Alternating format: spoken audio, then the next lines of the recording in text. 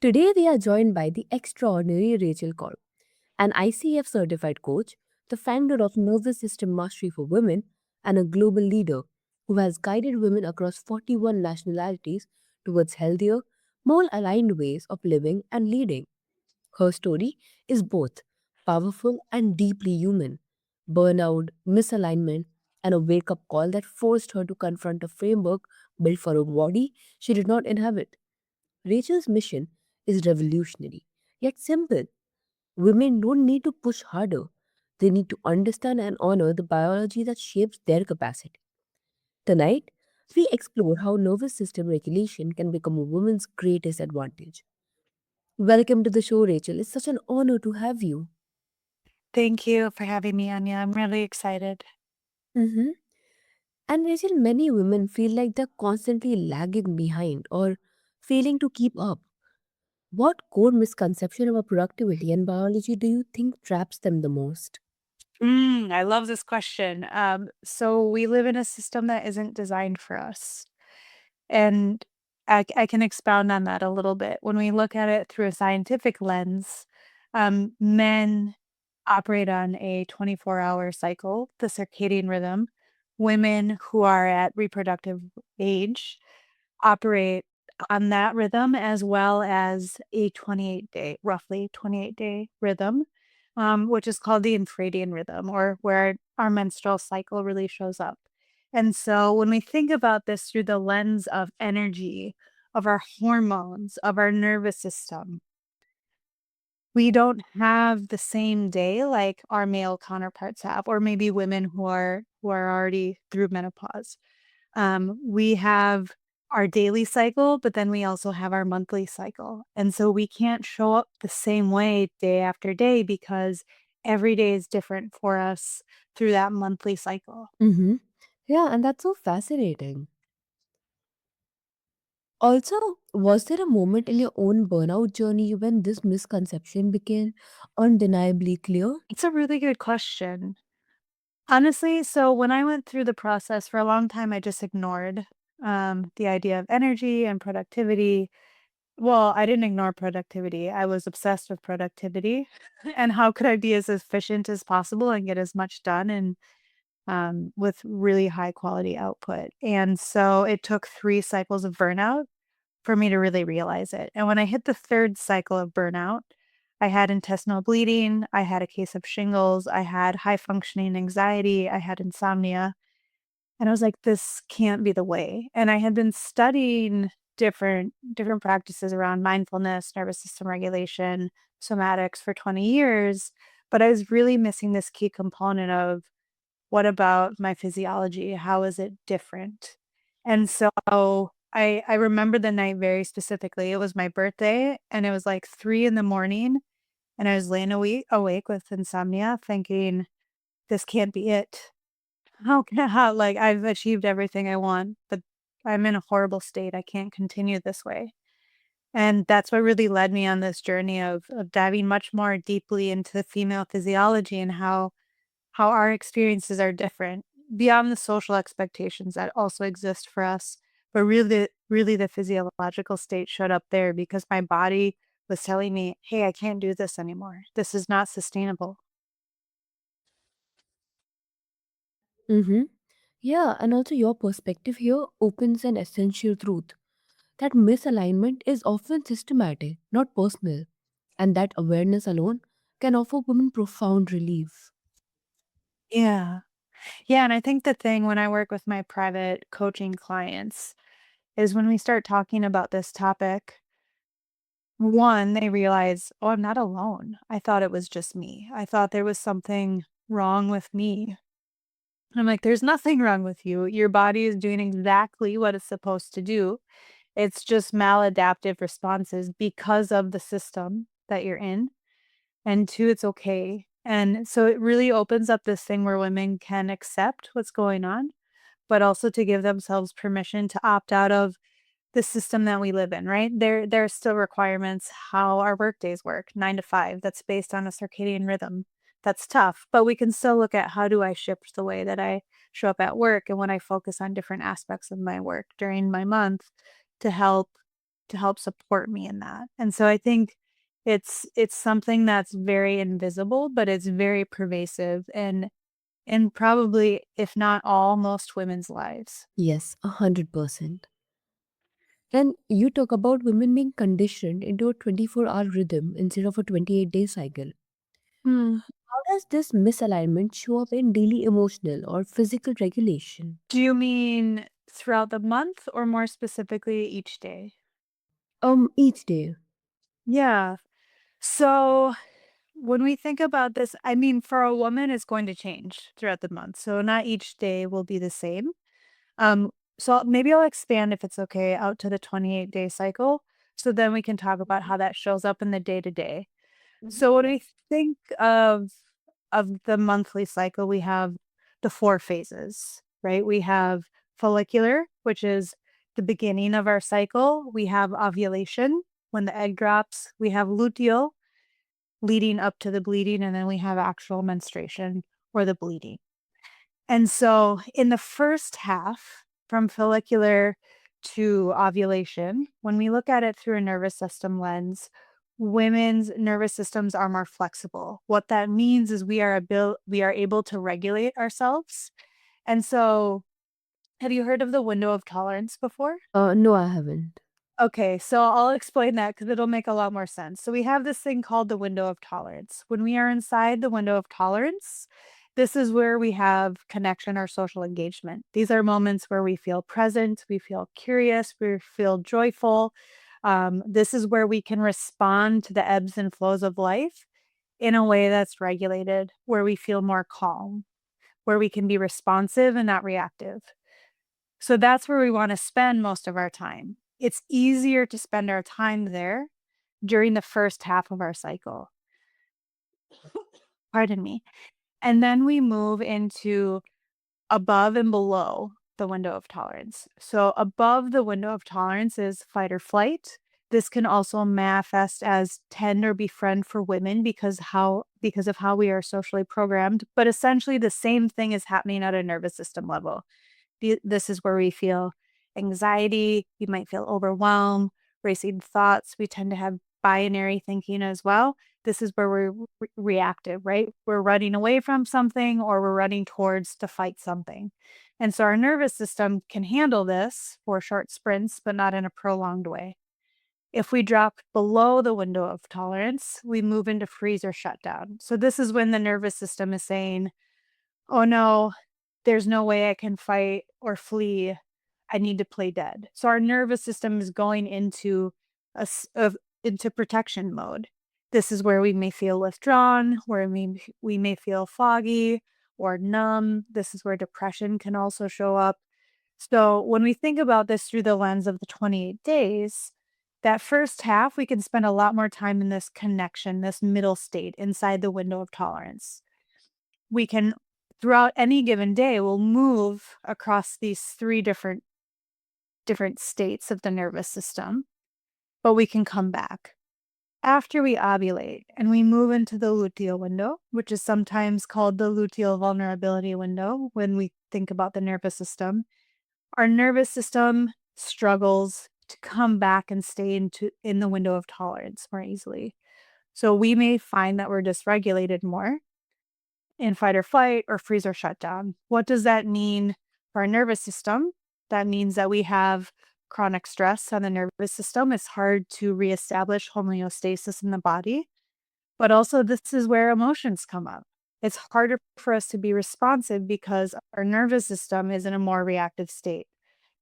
This is why that, like, where people be like, "Oh, you're being too sensitive or you're being emotional." It's because our nervous system can't facilitate that, especially if we're not caring for it. When we do care for it, we can be more emotionally responsive, but it's still something that when we're in this luteal phase, it does impact our ability for our emotions to be regulated. And this ties into 2 parts of the brain, so the prefrontal cortex and the amygdala.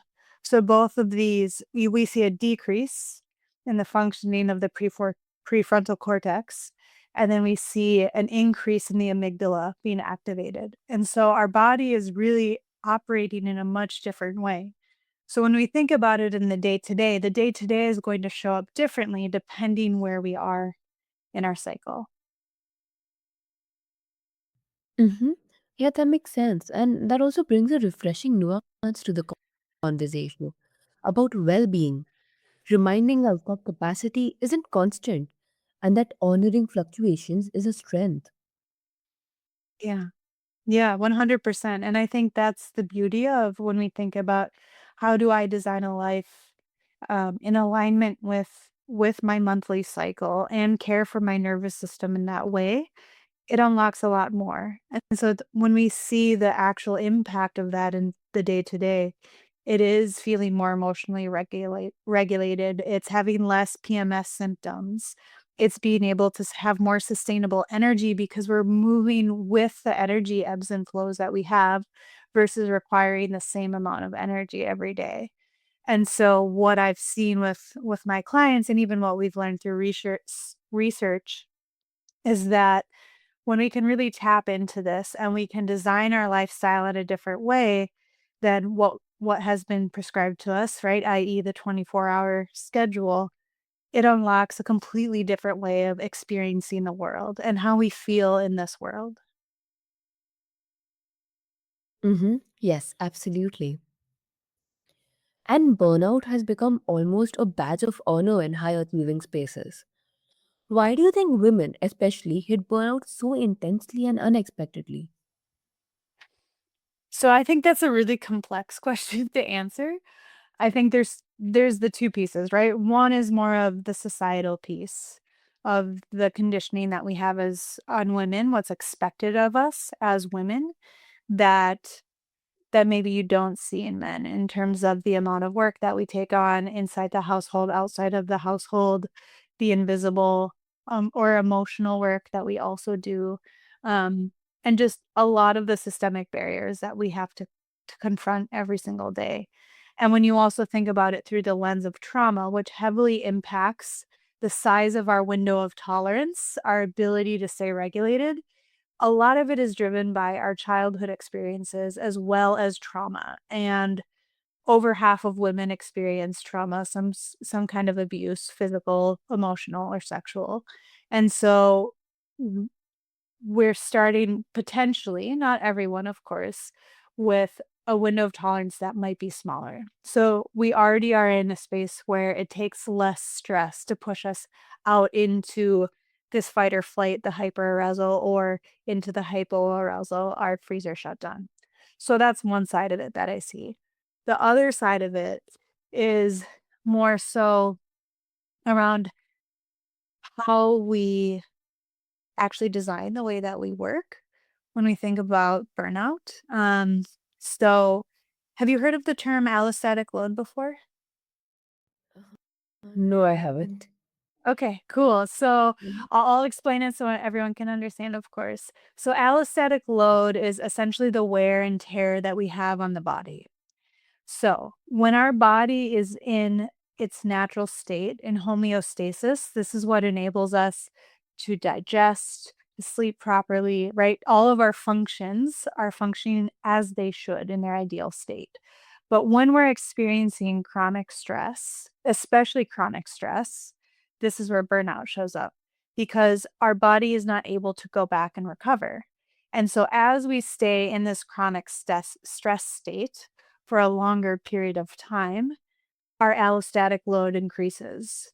We age faster on a cellular level, and we're really not able to go back in and recover what we need for the energy for the body, right? So this impacts our hormone production.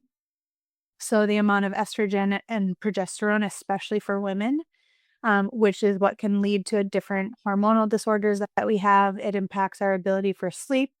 Sleep is one of the biggest factors in nervous system regulation. So when we think of that window of tolerance again, so we have a baseline based on our early experiences in life, but also the day to day based on sleep, nutrition, hydration. And so if we're not sleeping effectively, that also stresses the nervous system even more. And so we start to get this compounding effect, right? Hormonal imbalance, lack of sleep, so the body can't function. the body can't enter into a state to actually recover and rest so that it can start to shift back into the direction it needs to go. And so I really see there's kind of the two pieces, and they're very interconnected. There's more the social, systemic piece of what we experience, but the other is what's happening on the physiological level and how when we're showing up in our day to day, we're actually not doing the things that can help bring the body back into a regulated state or even a state where we can recover so we can continue to move forward. Mm-hmm. That's amazing. Yeah. And in your coaching work, is there a commonly early warning sign women often overlook? Ooh, I'd say there's actually quite a few. Um, so one that I see a lot with women is they're quite disconnected from their bodies. They're very connected, but disconnected. So women tend to experience physical sensations more than men. From this is anecdotally from working with my clients. And so they're very aware of like where they hold tension, where they feel that stress, where they're contracting. But a lot of them override it, right? I just need to push through. I just need to finish this project. I just need to go do this errand. I just need to get food for my kid. And so they're never slowing down and they're not actually listening to what's happening in the body because the body is communicating something. And so I'd say that's probably one of the most common I see is there's overriding of sensations that are indicating, hey, something's off. We need to pause for a moment. Um, or in once they've lived with that long enough, some of them just completely disconnect from the body. So it has to get really bad where they're having migraines to even acknowledge something is wrong. The other I'd say there's another one that's really big that I see with women is distraction. So when they're normally this is when you're going into like the freezer shutdown state they're scrolling on social for a long time, binge watching TV, self-soothing with drink or food, um, because they don't sit with what's going on in the body, and we haven't even touched on this, but really, like, we're starting to connect what's happening physiologically with the emotional response and how those 2 are interconnected. So when we can sit with the emotions, express them in a healthy way, and release them, this also is something that can activate our vagus nerve, which is what helps regulate the nervous system. So I really see these 2 as really common experiences with my clients. Mm-hmm. Yeah, and it's powerful how subtle cues, when ignored, can escalate into physical breakdown. And your insight can help listeners catch the signals far earlier. Yeah, most definitely. Yeah, and I think maybe one other one I wanna add in that I see as a signal is I work I feel like I have a very specific DNA of client who comes to me, and it's women who have been very successful, especially from a professional lens. And with that, part of the power is they're really good at what they do, and they care deeply about what they do. But when we go deeper, we also see that there is a lot of inner critic, a lot of imposter syndrome, a lot of pressure to, I'd say, with perfectionist tendencies. And there's very little self-compassion. And self-compassion is also a really important element of regulating your nervous system. And so I'd say that's another one that shows up a lot with my clients is with high performers in general. This is another indicator I see. Mm-hmm. Yeah. And also, somatic and mindfulness have been part of your life for years. What shifted when you started treating these practices as essential rather than optional? Yeah, that's a really good question. So I think initially there was resistance, to be honest, because it's like, oh, I want to do something instead of be, right? Like when you think about mindfulness and somatics, I'd say it's more of a being experience rather than a doing experience. And so I knew I needed it, but there was resistance and it took time. But what really shifted when I started to consistently practice it. And the huge unlock for me was I'd say for the first 10 years, I forced myself into very rigid practices, maybe masculine, we could say, in terms of kind of that like forced push, it's got to be hard, very rigid, strict rules. And at some point I was like, I this isn't working for me. And so what I started to do to make it actually feel good was how can I make these smaller bite-sized chunks? How can I incorporate them into things that I'm already doing? And how can I do it in a way that feels good? So I would actually pause and ask myself, like, what do I need in this moment? So sometimes it was breath work, sometimes it's movement, sometimes it's sitting and doing something I call somatic sensing. Um, but really that shift of it's gotta be 30 minutes practice minimum, I can't move while I'm sitting and practicing mindfulness to I can move if I need to, but I'll be aware of the fact that I'm moving. Or as I'm taking a shower, I can hum because that's something I'm already doing every day, and that helps with activating the vagus nerve, which is what helps regulate us. So I really feel like the shift came from how about we go from like very rigid, like you're supposed to do it this way to a more intentional way that works for me.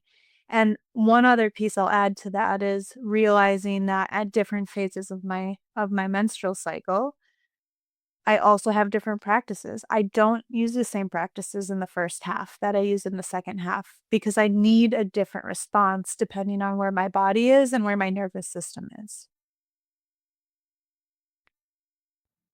Yeah, that's beautiful.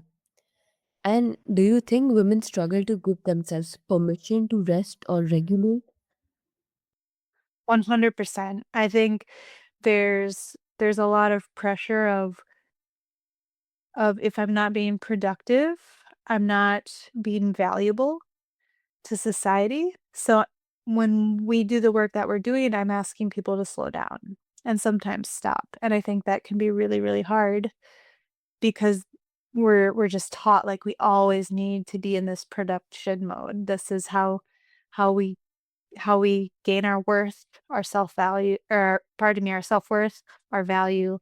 And so working with women, the first step is helping them give themselves permission. And honestly, what I found that has worked the best with the women I work with is explaining the physiology. Because when they realize, hey, my body's doing exactly what it is, it gives them naturally a permission to say, I do need to slow down here. If I don't, I'm actually damaging my nervous system more or throwing off my hormones more. And so I'd say that's such a big piece. Self-compassion is a deeper one that we go into, but I'd say the initial is just really understanding how our bodies work because everything we've learned tends to be around male physiology, and that just doesn't apply to us. Mm-hmm. Yeah, absolutely agree. And that also touches on a cultural tension where rest is moralized and self care becomes performative instead of Mm. physiological. Yeah, 100%. And I think that's something I've thought a lot about of the performative piece, right? Because the way that we're raised in many places in the world is our worth, our value is through performance, right? When you think of in school, the grades you get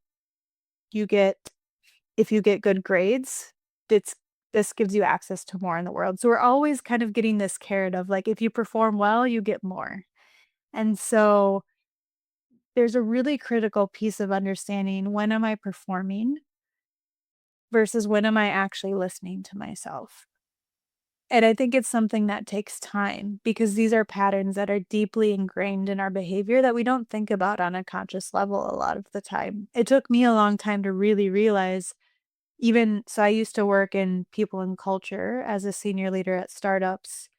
And when you think about performance reviews, those are performative. When you think about promotions, all performative. And so we're used to always being given some kind of prize or positive outcome based on performance. And the thing I see also with a lot of high performing women is when it comes to celebrations or accomplishments, for them, it has to have some kind of accolade. And so we really start to slow down and say, "Hey, what could be a smaller version of a celebration? What's like a small thing I've had for myself today?" So going back to self-care, right? Like taking a moment to listen to myself and what I really need, that's a celebration. That doesn't have to be performative. It's actually showing up for myself. Because if I can't show up for myself, I can't show up for others. And so I think it's kind of complex, but I think there's a lot to be said around how do we move away from performative and move into acknowledging what really matters to us. What are the deeper needs that we really need to address that we're not addressing when we get stuck in that performative loop? Mm-hmm. Yes, totally. And as we close, let this conversation serve as an invitation for every woman listening to reclaim your rhythm, to trust your biology, and to stop contorting yourself into systems never designed for your body. Regulation isn't about perfection, it's about partnership with your psychology. Take one small step today to honor what your nervous system is asking for. That one act of alignment may just change everything.